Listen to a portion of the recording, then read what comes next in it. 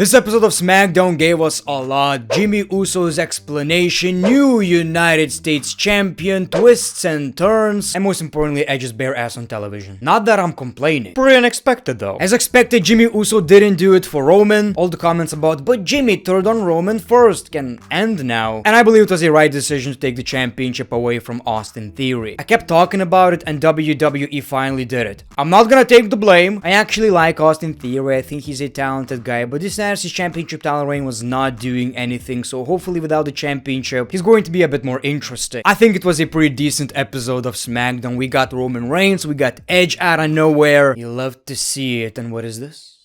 A new background? Yes, people?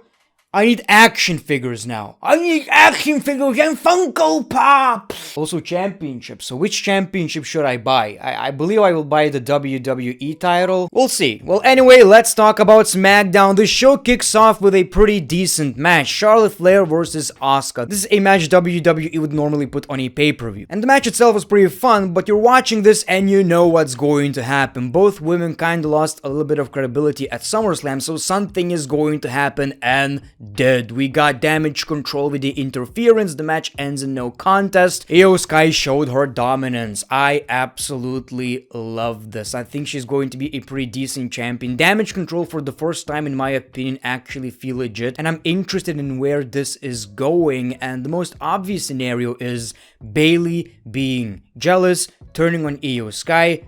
Book it, please. It's been a while since WWE showed that respect for Bayley, you know. Santos Escobar is excited about his match against Austin Theory. Not so fast. He got attacked by Austin Theory, so the match is in question. What is this? I'm looking at my screen right now.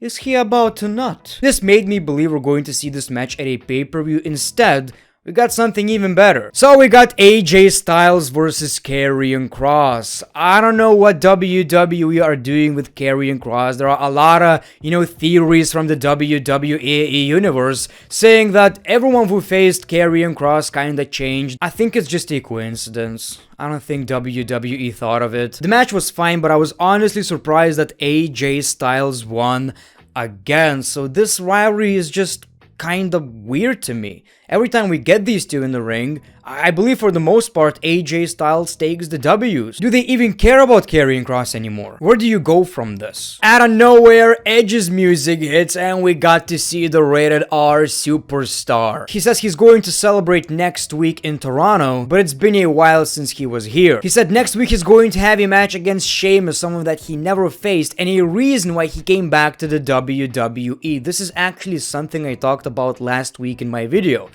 Edge and Sheamus recorded an episode for Sheamus's, YouTube channel. Edge fell from his bike and felt like he could take bumps again. Well, Edge actually revealed how much Sheamus meant for his career. If it wasn't for Sheamus, he wouldn't be in the WWE right now. And Sheamus actually helped him train to come back. Now, we got to learn something that we didn't know. And Sheamus also told a pretty wholesome story how in 2004, Sheamus was a rookie. He asked a bunch of talent for advice, but nobody responded except for Edge. So Sheamus says if it wasn't for Edge, I wouldn't be in the WWE. This is pretty wholesome, but unfortunately, it seemed like the crowd didn't really care that much. Who wants to see Sheamus versus Edge? We got a few cheers, but, nothing significant.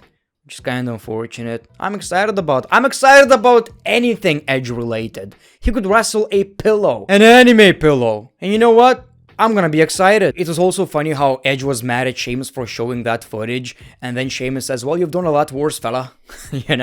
So yeah.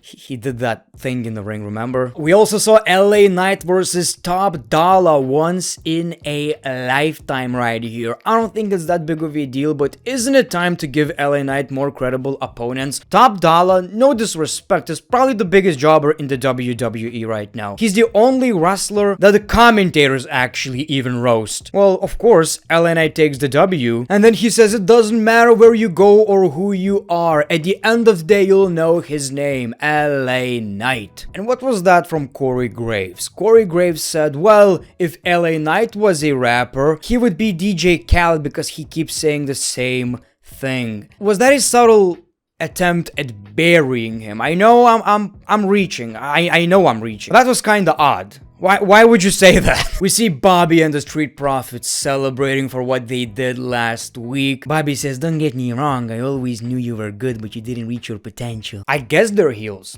I don't even know. I wonder what the name of the faction is going to be. And like I've said in my previous video, the potential is insane right here. It's crazy how all of a sudden WWE remembered, oh, factions.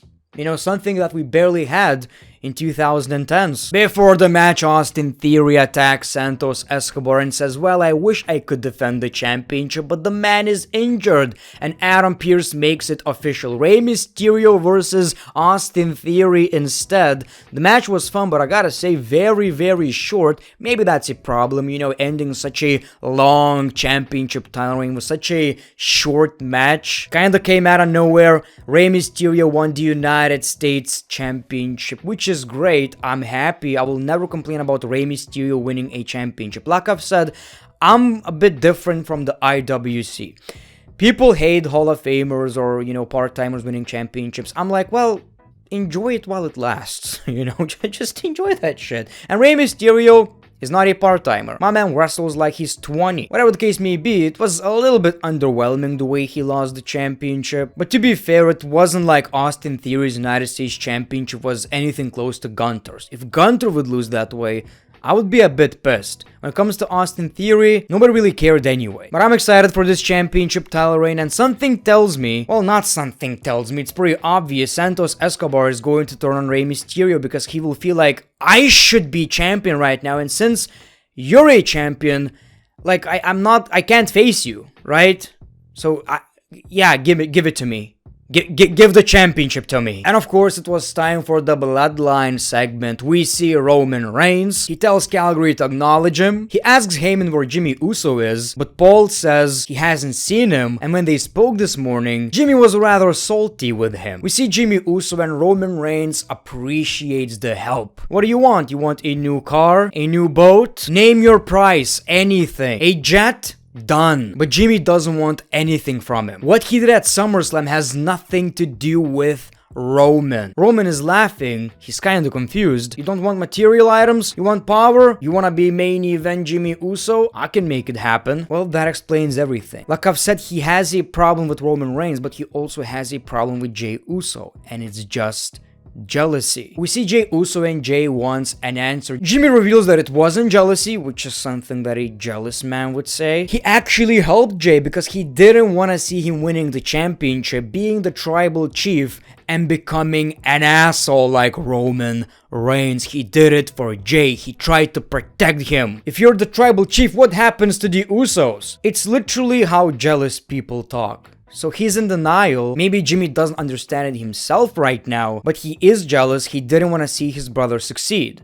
He didn't trust his own brother to not be like Roman. Jey just turns his back on him. Jimmy leaves the ring. We got a brawl between the Bloodline. Eventually, Jey Uso clears everyone in the ring and he tells Jimmy to come back. They went for a hug and Jey just kicked the shit out of Jimmy Uso. I know the match is going to be great, man. They're going to sell. Like these two, they're gonna sell. I'm excited. You know, I think it was a little underwhelming, I'll admit. You know, that's the thing with the Bloodline, it's very, very slow, which I understand. In a few weeks, we're going to be like, this is great. But, you know, we're watching this shit every week, and sometimes it's a bit slow.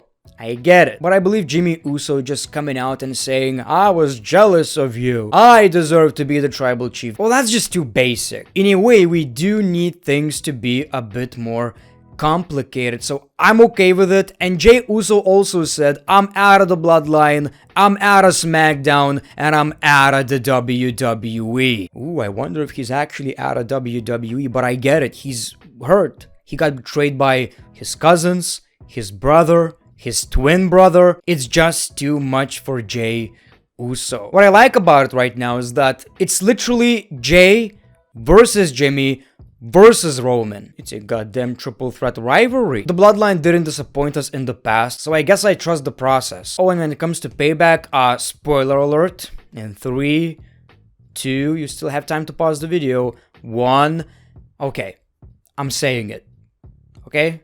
You wanna hear the spoiler? I warned you. Not gonna put it in the description or anything. Okay.